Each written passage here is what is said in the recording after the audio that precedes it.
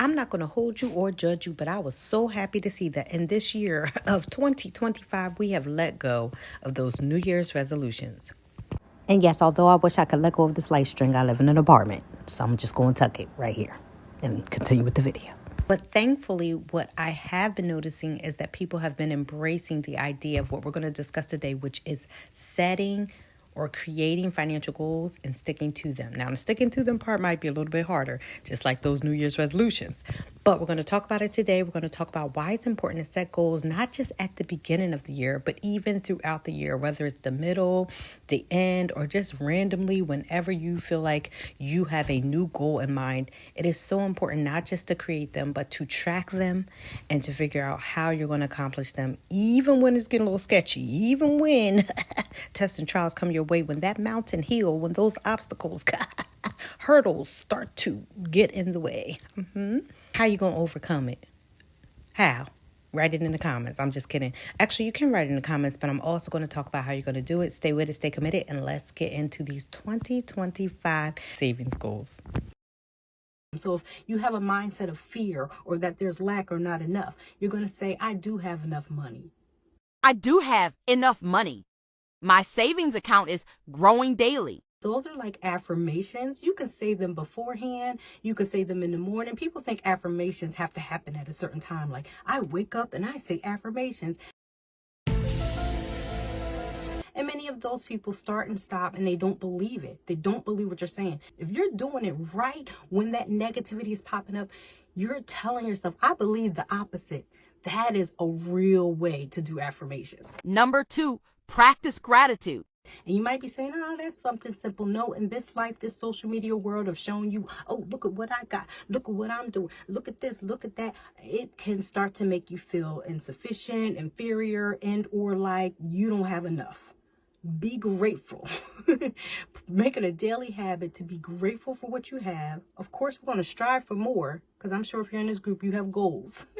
So we're going to strive for more, but we're going to be grateful for what we have rather than what we currently lack. Notice I said currently. Be grateful for what we have because it's going to keep us hopeful for reaching those future money goals. Okay.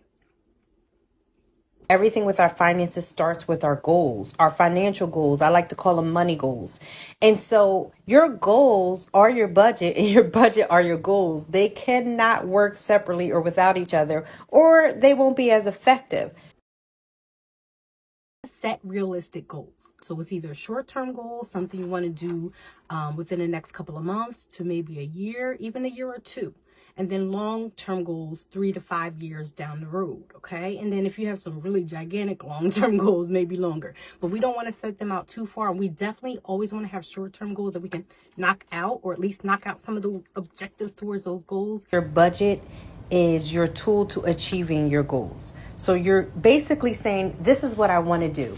I want to create an emergency fund so that if my tire goes flat or if something goes wrong in my house, I can easily fix it without it setting me back for another 5 months or causing me to pay my bills late.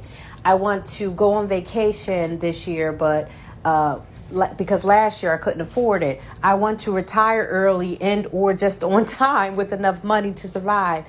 I want to purchase a home within the next few years. So I'm naming basically long and short-term goals all together, but you're going to separate them today. You're going to figure out, what are my short-term goals? What's something I want to do? It could just be to pay your bills on time. Listen, don't try to make your goals someone else's goals. Think about what you want. And then we're going to discuss what is important to have in place so that you can actually choose the order. And then also think, again, long term as well, because they're all going to be a part of your strategy and plan. Maybe everything won't go into May's budget, but we're going to talk about how you can keep or continuously add it into your budget and make it a part of your future plans. Girl, are you ready? Are you ready? I'm here with you. I'm doing it with you. This is ever something I'm working on, and I just want to get better and better with my sisters, okay? If you have financial goals like saving for a down payment on your first home, or maybe you just want to get caught up or ahead on your monthly bills, You need to create a plan to tell your money where to go and when to go there. Essentially, this planner makes it easy for you to set and track all of your financial goals in one place. Plus, this planner has sheets so that you can set and create your financial goals. You're going to see tons of affirmations on each page, monthly budgeting sheets, and spending trackers. Check below to order your planner today. Go ahead, drop down in the comments below. Let me know what you think about this video. Add your commentary, drop your questions, communicate with me, each other. Let's build a community here, and I will see you in the next video. Happy planning.